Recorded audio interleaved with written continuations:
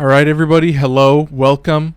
I don't know if you've noticed, but on the channel we've been doing something a little bit different. I decided to kind of take a break from streaming for the most part. You know, if I have a guest on, I'll still be streaming, but instead of streaming, I'm trying my best to upload at least a video a week. So this is my video for the week, and you know, obviously we did a video on arcade shooters as a tier list, and that did pretty well. So I'm gonna try a little bit of a different video. Arcade shooters definitely is a pretty popular genre of gaming. You know, as you can see by the title, we're doing this episode is all about flight sim games, and there's a lot of stuff to talk about. We had a couple comments on the arcade shooters video, so I thought I would talk about this whole tier list before we get started. Yeah, first of all, this is obviously my list. I'm sure that there's going to be a lot of flight sim stands that are going to show up and be like, oh, you know, why aren't you talking about Microsoft Flight Sim or War Thunder or any of these other games? And I guess the main reason is I don't really play a lot of multiplayer games, so a lot of flight sim games already stopped becoming useful. And I also don't play a lot of purely single-player story-based games. So a lot of these games, they do have single-player. They're mainly single-player focused, but what you'll notice is it's much more arcadey. You know, this is the style that I usually like.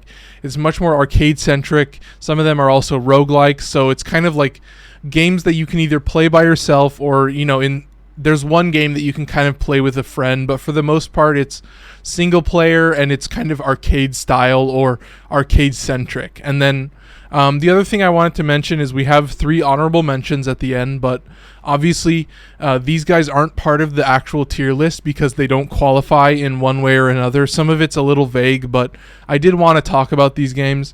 I will talk about them again during the Infinite Runners tier list, so we'll be talking about them more in depth, but I thought I would just mention them here. So I guess we can cut over and we'll just talk about all the games that I have on the list. So, you know, this is in no particular order. Obviously, we have to sort this and rank it ourselves, but, you know, we have Afterburn, Skyrogue, Everspace, Star Wars Squadrons, Project Wingman, and then our 3 honorable mentions are all going to be Infinite Runners, Lifeslide, Superflight, and Fugl, or however you want to pronounce it. That's a Danish word. So, yeah, much shorter video. This is going to take a lot less time than the arcade shooters video, so, you know, I'm shooting for 20 to 30 minutes. You know, I'm not really the type to do a bunch of edits, so I think we should just get right into it. You know, there's only 5 slots, so it's going to be a pretty quick tier list. I am going to start at the very bottom, number 5. We have Everspace. So we'll tab over. We'll talk a little bit about that. I think I like Everspace. I think when there's only 5 games on this list, you really have to be picky about where the games end up. And so I'm putting Everspace at the bottom. I don't really want to, but I think like as a flight sim style game, it's a little bit too different. Is kind of what I'm getting at, because it's much more of a 3D flight sim. Like when you talk about games like Project Wingman and even like Afterburn and Star Wars Squadrons, the main thing that you'll be focusing on is you have only forward momentum. So the only direction that you can actually accelerate towards is forward. So that means that the actual flying mechanics are, you know, roll, pitch, yaw, all that stuff. So you're just kind of turning your vehicle. But with Everspace, you can actually strafe left and right and forward and backward. So you have these thrusters that activate in the 4 cardinal directions. So what that means is I would say that combat in general is just very, very different. Like, it's much more about, you know, locking onto somebody and kind of moving around them using the strafe mechanics, and it's less about aiming your ship and more about, you know, 3D positioning and trying to get behind asteroids. So I just think the main reason that it's at the bottom of the list is just because it's so drastically different of a play style than all the other flight sim games. So because of that, all the muscle memory is different, and the general play style is just very different. And so, you know, I think for a lot of people it'll be a little too weird for them. Okay, so that's Everspace. You know, it is a very cool game, and it's one of the only kind of space flight sim games that you can play in VR. So that's another thing that I could mention is definitely go check out my videos. I will link to them in the description of this video, but go check out my videos. You'll see that like a lot of these games are in VR, and if you have the proper wireless setup, then you can play a PC game on your wireless Quest and have no issues. So that's something that we should talk about. But anyway, let's move on. Number 4, I'm going to put Afterburn there.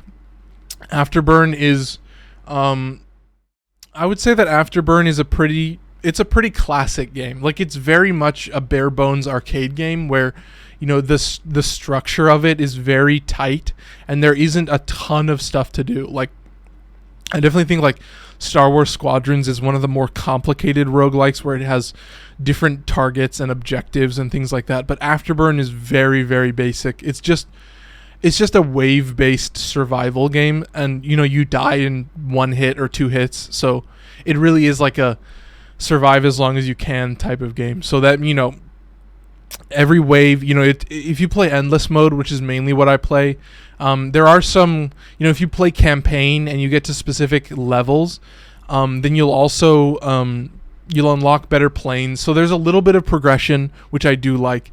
I would also like to mention that I think the developers of Afterburn are working on a new game called Top Dog. So if you try out Afterburn and you really like it, then definitely stay tuned, because they're pretty far on development for that new kind of Afterburn 2, basically. So yeah, like I said before, it's very basic as an endless arcade game.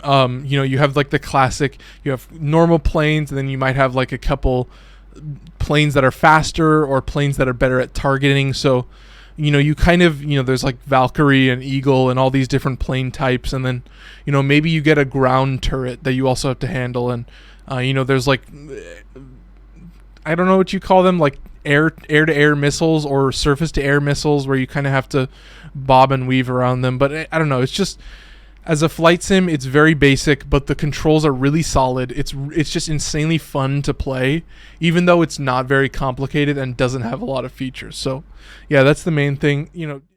I mean, guys, we're on number 4. We only have 3 left, so I guess I could put a B and an A tier, but I don't really know. I think that I will put oh my gosh, this is a hard one. We'll put a B tier at number 2. I guess the top 2. No, I think I'm doing this wrong. I think this should be an A tier. Yeah, there you go. Okay.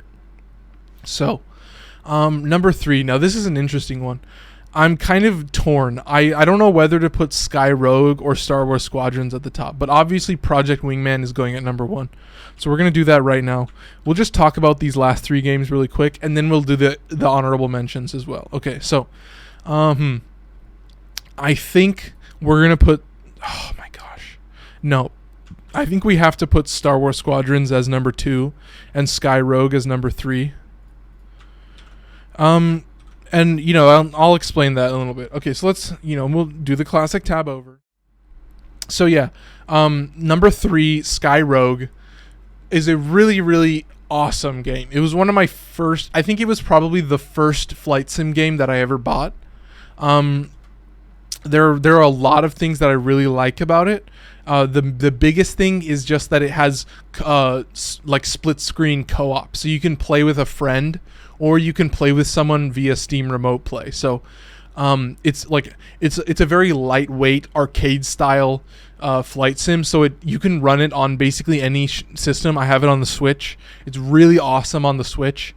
But like, just as a classic flight sim game that is in more of a arcade style, it just works so well because it's just low poly and all the planes are low poly, so it runs really smoothly.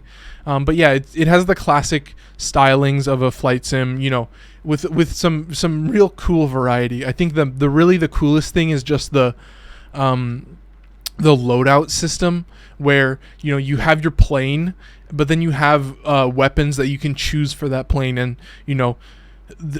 a lot of the systems and a lot of the play style of the game is based around having a different loadout. So in a lot of situations you'll be ending up like, you'll have a mission, basically a target, and then that target could be it could be an air target, it could be a flying plane, there are like giant bombers, or there are like fast moving planes, but in the end, like, you have a pretty big target. Let's say you have an aerial target. You'll have 3 of these big bombers. So you're going to have to choose an air-to-air missile type. But then sometimes you'll get these missions that are like, oh, this is a ground target only. So you're targeting like a ministry or a foundry or anything like that. So you have to swap out your loadout. You have to completely change your loadout. You have to swap to like a ground-based, like a bomb, like a targeting bomb, or like these all-target missiles. So it's very much like, okay, here's your skills, here's your weapons.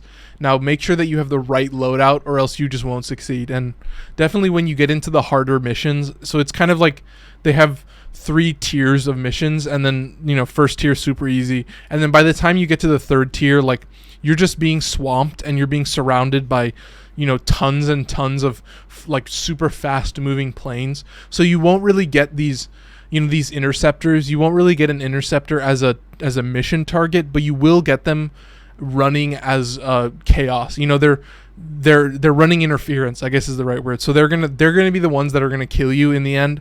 And so it's this balance between mission centric, targeting the objective and then just going straight home, versus trying to take down certain planes because they're gonna swamp you with targeting missiles. And that's another classic thing that I think every flight sim should have, which is like targeting missiles. And like especially when we get to Project Wingman, it has like the coolest targeting system that you could ever imagine, and it's just badass as hell. So yeah, I guess that's all we got to say for Sky Rogue. So yeah, Sky Rogue at number 3, Star Wars Squadrons at number 2.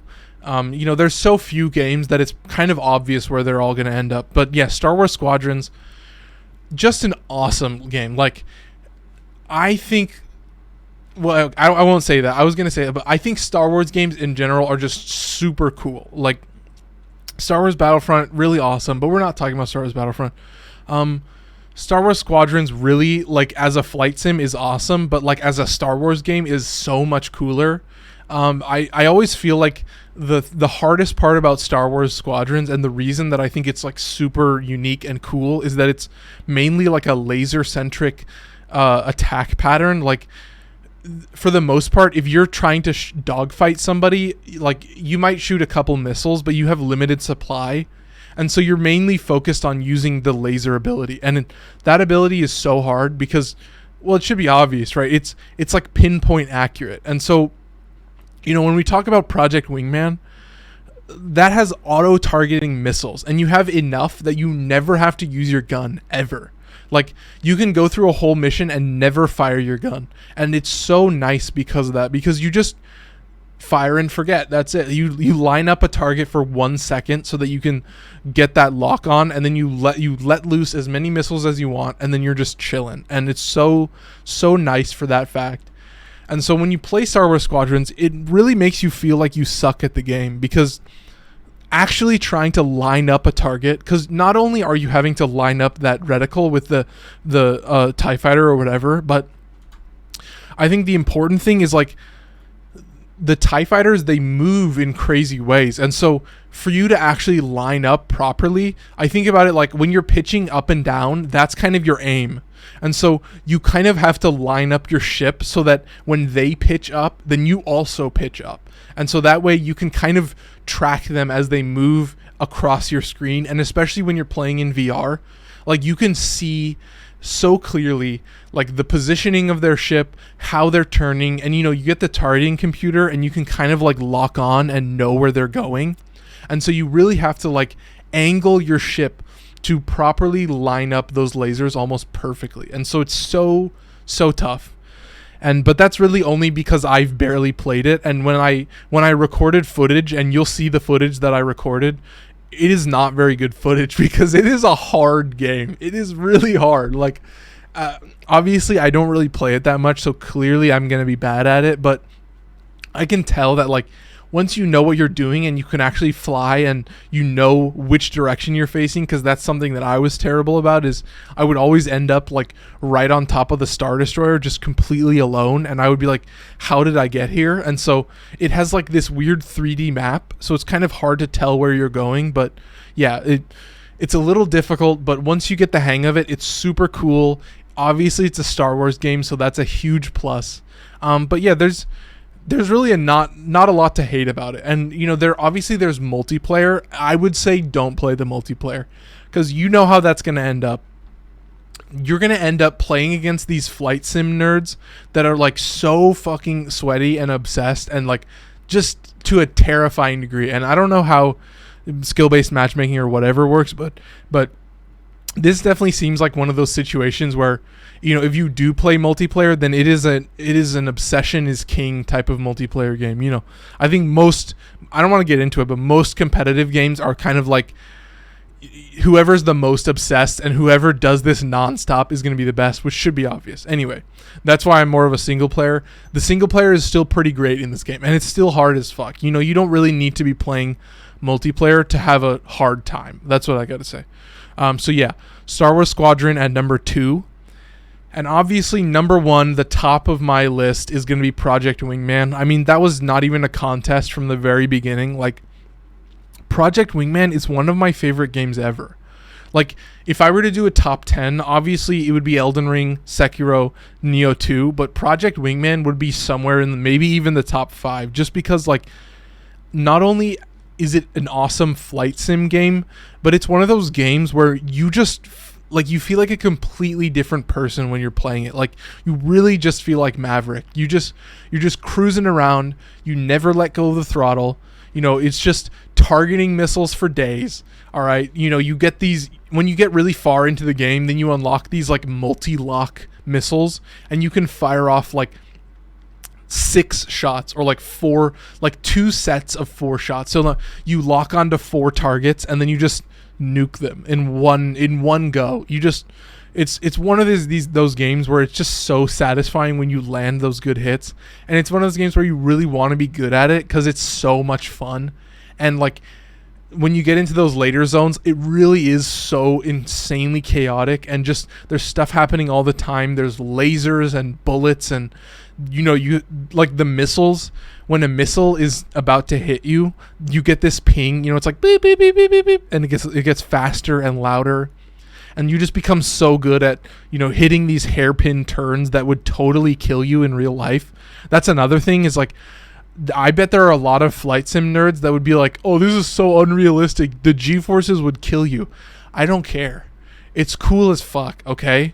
When you have those targeting missiles going at you constantly, you have to be doing these crazy moves, okay? That is the whole goal. It's just, you're doing these things that are like physically impossible, but it's just so rad. Like, every turn, like, especially playing in VR, there's just something about, you line up that missile and you're jousting somebody, you're aiming straight towards them, and that missile is going to land. You're gonna let it fly. You're gonna zip past that other guy, and then you're just gonna hear boom, target destroyed, and it's just it's so satisfying. Like, it makes me be like, oh, this is why the government spends a lot of money on planes. Obviously, that's kind of a dumb take, but you get the like.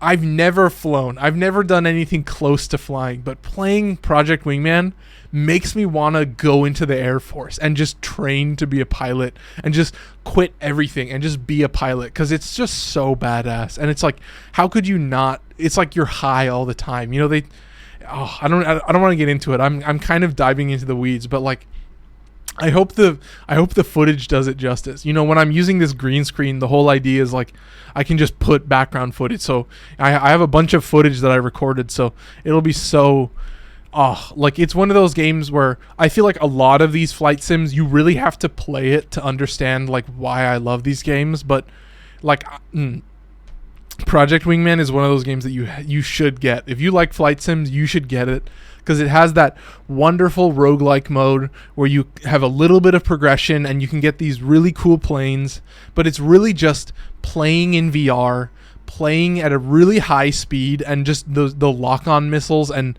the enemies that you fight against are so cool. And it feels like real life. It really does feel like you are actually in that plane. And I think the main thing about why Project Wingman is number 1 is that it does that feeling better than anybody else, where you really are like, I am going I'm going Mach 1 and I'm just cruising, and it's just so satisfying. Okay. So that was the top 3. That was kind of heavy. We'll cut over and I'll just talk about these honorable mentions that we have at the bottom. We have Lifeslide, we have Superflight, and we have Fugl. Those are our honorable mentions. Once again, they don't qualify. They're not really flight sims, but they're close enough that I want to talk about it. I want to pad out the length of the video, really. That's what I'm doing. Okay, so I have it open, so we'll talk about them one by one, top to bottom. So number 1 is Lifeslide. Now, why is this a flight sim game? I guess we'll start with that. We'll do that for all 3 of these games. So in Lifeslide, you play as a paper airplane. So that's how it's a flight game. You have the pitch, you have the turn left and right, and that's about it. But, beyond that, it really is just the feeling of flying. Like, it's honestly a feeling that I want to, like, express in my book, is just, like, this feeling of, like, moving fast with the wind in your face, and, you have great music, and you're just kind of cruising through these dope levels. And I love how they do procedural generation in Lifeslide, because it is like you have levels, but then within the levels you have these building blocks, and the blocks go one after the other. So, it'll kind of follow a pattern. There's like these levels that have like flowers, and the flower one is really cool. You activate this doorway, and then a big flower opens up, and then you get a little boost thing. So it's like all of these little intricate mechanics that are level oriented. They combine in such a cool way, and it's one of those games where it's just upbeat. It's really positive. I love the Zen mode, obviously, where it's just infinite runner basically. But I guess all of these games technically are infinite runners, but I guess it really is just that feeling of flying. That's what these 3 games are all about. Is just like moving at high speeds, having that wind in your face type of feeling. I think the music for Lifeslide is really incredible. So that's a huge plus. Is like, hey, even if you don't really play it a lot, like, the music is something that I will listen to for the rest of my life. It is just absolutely wonderful. So, really positive, really upbeat, all stuff that you what's not to love about Lifeslide. Okay. So that's Lifeslide. Next up, we have Superflight. Superflight it's a lot more of like a score attack style game. I'll just describe it as basic as I can.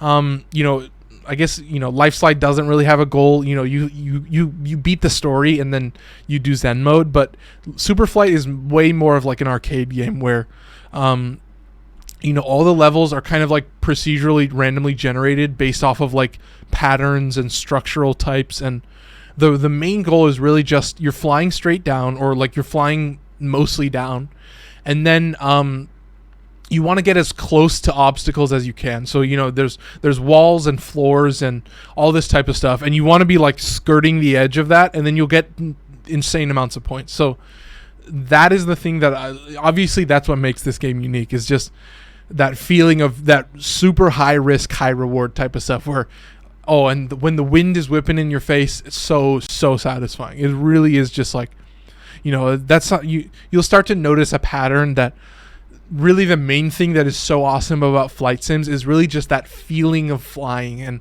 and the closer you can get to capturing that feeling, the better. And so, Superflight is a great example where you add that little bit of stress, you add that little bit of chaos, and then suddenly it becomes way more exciting because you're just trying to build up a score, trying to nail it, trying to do all this crazy stuff. And I mean, the procedural generation will always be like a insanely cool feature. Oh, excuse me. But what that really means is, you'll never know if the path you're taking is the right path. That's really what I'm saying. Like, it kind of teaches you to like skirt the edges and stay on the outside, but then that's kind of the low risk mentality. But then if you want to go super high risk, then you go straight into the middle of the island and you kind of like zip between whatever, and you do all these crazy stunts, and 90% of the time you're gonna die, but that 10% where you nail it is just you just so badass. So that's really just Superflight. I hope that did it justice. Once again, we'll have footage in the background, so And obviously go check out my videos about all these guys, because my whole goal is just to try and do it justice and describe how it works. And so if you don't want to buy the game, you at least know how the game plays and you know what it's all about. So then you can decide for yourself, like, oh, this game is, Lifeslide is very cheap. It's like $6 or $7. Superflight is $5. I mean, it's just like, hey, if you have a little bit of money to spend, then you get to feel like you're flying. And then once you buy it, you own it. And, even if it's not your favorite game, it doesn't mean you shouldn't play it. I mean, Project Wingman, I don't really play a lot, but when I do play it, it's insanely fun. So yeah, that's all I got for Superflight. We got about 5 minutes left, so we'll do Fugl and then we'll end it. So that was Superflight. Now let's talk about Fugl, or Fugl, or however you want to pronounce it. Fugl is a Danish word. I think it just means bird. I had some commenters saying that. I had like 5 or 6 people say that. But yeah, Fugl is very much like a stripped down, bare bones style flight sim. Like, it really is just flying and that's it. Like, you can transform from a bird into a fish, but that's about all of the mechanics that it has. I really like, it's just another example of really cool procedural generation. And you can play as all these different birds and all these different animals, and you can play as a monkey in bird form, or you can play as a squid in bird form. It like everything looks like a bird, but you're actually playing as a squid or a walrus or something like that, and you get the idea. Like, there's all these unique areas that are themed after specific things. You have like frozen tundra, or like a jungle, or all this crazy stuff, and it has a lot of I don't know, changeability isn't the right word. You can change a lot of stuff, I guess is how I should phrase it. Like, you can change all of the physics. You can change the generation style. You can edit the graphics and make it run smoother. But, it's really just about creating this really relaxing experience. There's like cool things you can do. You can like dive bomb into the water, turn into a fish, swim around for a little bit, and then kind of like jump out of the water and turn back into a bird and fly away. And so it's like, what's not to love? I mean, it's very basic, but I think like with a lot of these like kind of cheap indie games, it's like you're kind of just supporting the developer, and you can obviously it's not a Destiny 2. I think that's part of these Infinite Runners, a lot I want to talk about is like, yeah, spend $5, but just know that you're not gonna like be completely obsessed and devoted to this game. We're bringing up obsession again, but like, it is one of those games where you buy a couple of them and you just kind of play them when you're bored, or you play them when you have a little bit of extra time, or you play them when you have friends over, and it's just kind of like a relaxing game where there's a little bit of input, but it's not super stressful, and it's not a multiplayer game where you're like raging and getting super aggro, and like just the heart rate is like insanely high and the blood pressure is insanely high. Like, it is just, you're a relaxing bird flying around, and you can transform and you can play on different worlds. So it really is like, yeah, I'm sure lots of people will be like, oh, L mid-game. It's like, yeah, obviously this isn't for you because you're a fucking sweaty, hardcore, 120 BPM, insanely high blood pressure type of kid. So if you want to relax, obviously these aren't the big 5 flight sims, but they are still that feeling of flying, that feeling of being in the air and being free and weightless and all this stuff. It's just kind of like a positive feeling with some nice music and pretty a carefree environment, I guess is what I would say. So, obviously it's not going to be for everyone, but I would encourage more people to play relaxing games, okay? And I don't want to mean any... Obviously, I'm saying a little hard. I'm talking shit a little bit, but you get my meaning, right? Like, I was playing Elden Ring PvP for a little bit, and my heart rate and my blood pressure, I could just feel it, and I was like, damn, I need to take a break. And so, definitely these 3 honorable mentions are really just kind of relaxing games and kind of just a fun feeling, okay? So yeah, so we got our top 5. I guess we'll just show off the top 5 one more time. At number 5, we have Everspace. At number 4, Afterburn. Number 3, Sky Rogue. Number 2, Star Wars Squadrons. And number 1, my favorite flight sim, we have Project Wingman. And then obviously honorable mentions, Lifeslide, Superflight, Fugl. But yeah, that's about all I got for you. I guess we'll do a little bit of an outro. Yeah, so thank you guys for stopping by. Obviously, like I mentioned earlier, we're doing a little bit of a different format. I'm kind of taking a break from streaming for a while because I'm going to try and upload more traditional videos. I saw that my arcade shooters video did pretty well, so, I hope this video does well too. But yeah, that's about all I got. Obviously, we're going to have links to all the videos in the description, and we're also going to have time codes. So you can skip around wherever you want. You can, get my opinion. And then you can go watch my review of that game and kind of get a little bit more information about it. But yeah, that's about all I got for you. Definitely hit that like button, hit that subscribe button. Especially now, hit that notification bell so that you can be notified when I go live, because for the most part, I'm only going to be going live if I have a guest on. And so that, those are going to be a little bit more special streams. I kind of want the streams to be a little bit more like a show and a little bit more special. So, we're cutting back on the streams a little bit, doing a little bit more traditional video. So, I hope you like it. If you did, drop a like, drop a comment. Let me know, if you like any of these games, if any of them are kind of interesting to you, let me know. Drop a comment. If you have any suggestions for games that I could review, then yeah, also drop a comment. But that's about all I got for you folks. Take care. Bye-bye.